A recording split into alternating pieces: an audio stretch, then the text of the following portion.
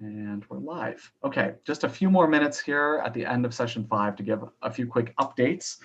So one of the things I want to do is give you sort of an update on the process. I know there have been a few questions about kind of where this sits with the city and what the city is going to do with this. So hopefully I'll try to answer those questions, and also an update on your selected presenters and where Sarah Giles, the expert liaison, stands with getting in touch with folks. All right, so let's do sort of the role first.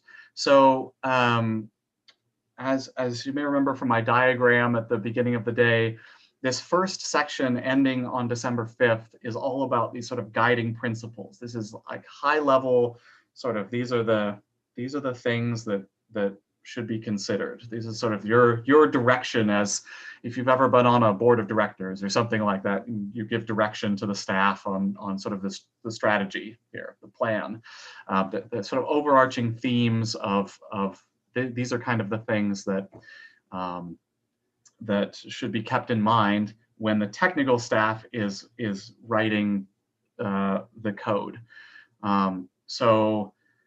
But what's really unique about this particular panel is that that's not where your work ends. That's just the start of your work. It's the first stage, really. So then the technical staff will go away. That's city staff and also like contractors that the city hires to write the legal code will go away, put down some ideas, put down sort of a rough draft, essentially, and come back probably in February, it sounds like, to more meetings of the panel where they will present what they've done. You'll get copies of the whole thing, get time to look through it and compare it to your principles. See whether, where it lines up, where it doesn't line up, what other suggestions or feedback you have. And then the technical staff will go away again, do some more work, come back again, tell you what they've done, given your feedback. And then you will draft sort of a final report, your final thoughts. So I hope that I should say that's really unique for us in that we have never done a project where it had these kind of really intentional built-in feedback loops where the same panel that's coming up with sort of the baseline principles is also reviewing kind of the end product in a couple of iterations. So I hope that helps to answer some of those questions. I know we're very much out of time. Well, let me just show you really fast. You might be curious about who's coming up. We'll come back to this next time, and as I mentioned, do a little bit of gaps analysis. In the meantime, if somebody could put the survey in chat, that would be fantastic. But let me just share my screen here really fast. Okay. So this is sort of the upcoming presenters as it stands right now in terms of who Sarah has been able to get in touch with. On Tuesday, we have currently 4 presenters or groups. Dan and Dylan will come. They were sort of selected together, so they will come together and share a 10-minute segment.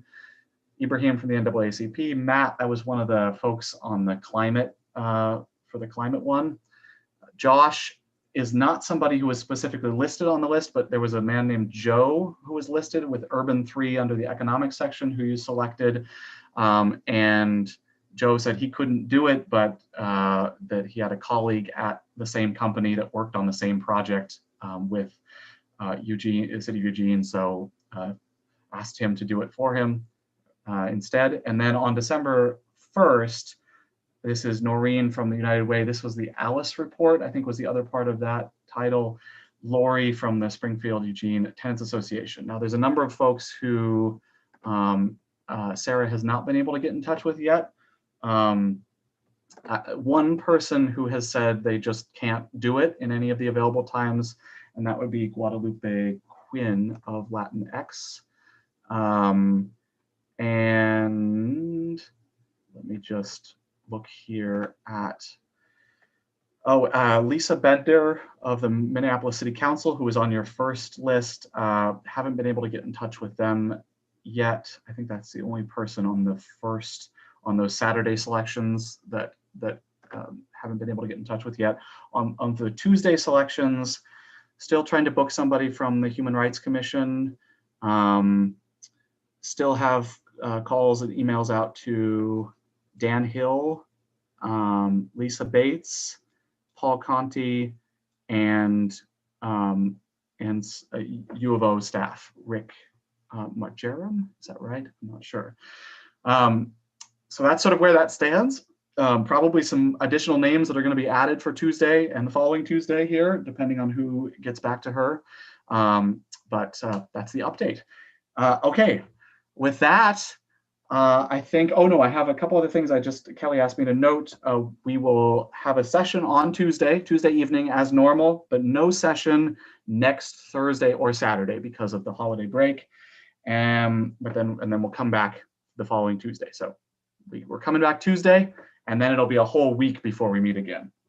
So see you on Tuesday. And the other note is that, as you may have noticed, Kelly sort of gave a number of reminders those first few sessions, but then has kind of taken a back, not giving reminders for every one of these sessions, and I think is not planning to do that in the future. So hopefully you all have the times on your calendar and for the upcoming sessions. I think that's my announcements for a moment, but I'll hang on with any other questions. Is the link to the survey in chat? Awesome, thanks so much. Otherwise, thanks everybody. See you on Tuesday evening. Have a great weekend. And we can stop the live stream now.